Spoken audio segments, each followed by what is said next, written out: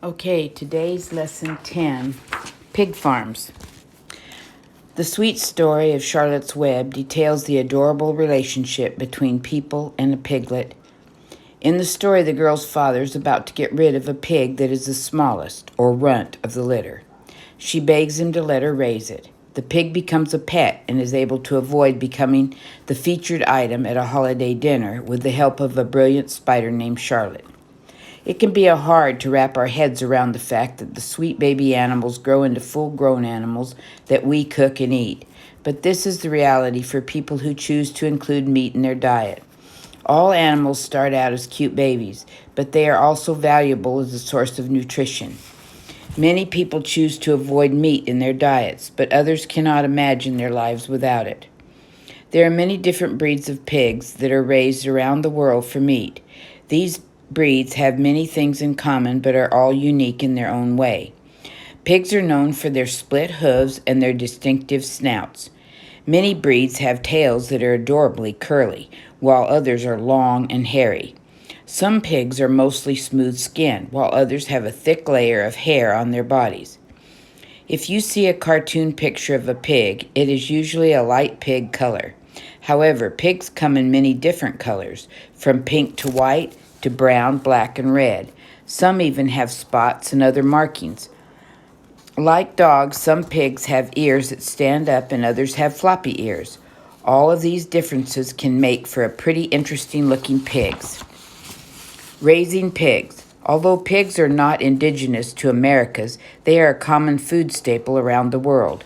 China is currently the largest pork producer in the world, followed by the United States, Brazil, Russia, Vietnam, and Canada.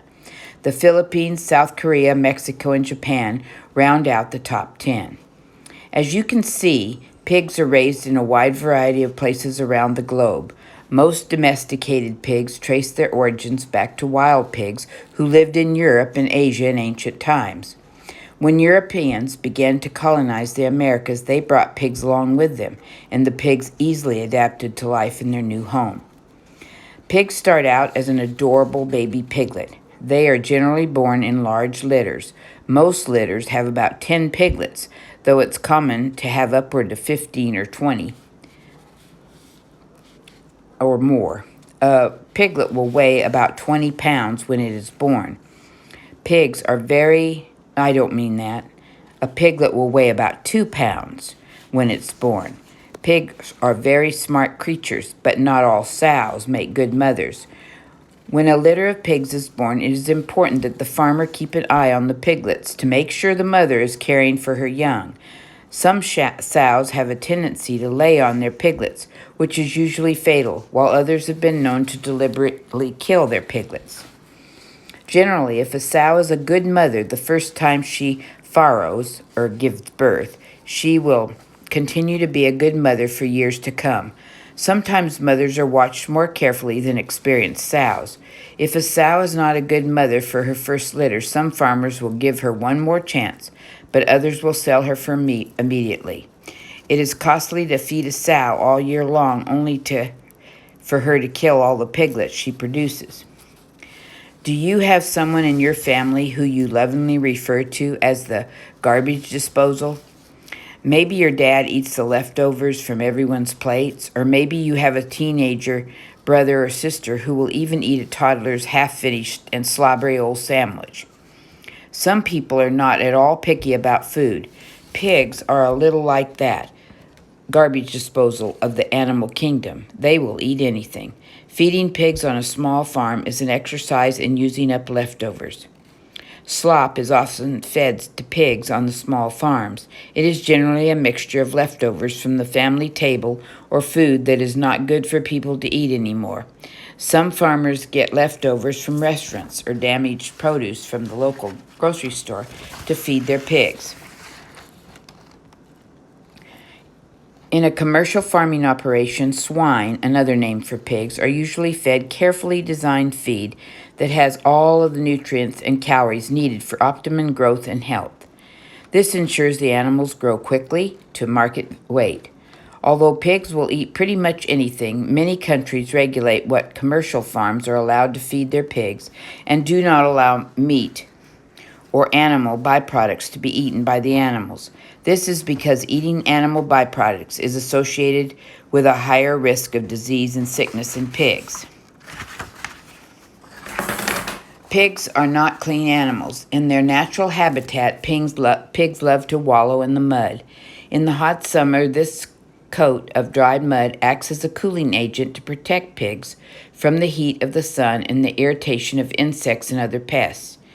Because of this tendency towards dirtiness, many commercial pig farmers' operations rear their animals entirely indoors. This allows them to control the climate so the pigs do not need the natural mud barrier to protect them from the scorching sun. It allows them to keep careful track of every animal.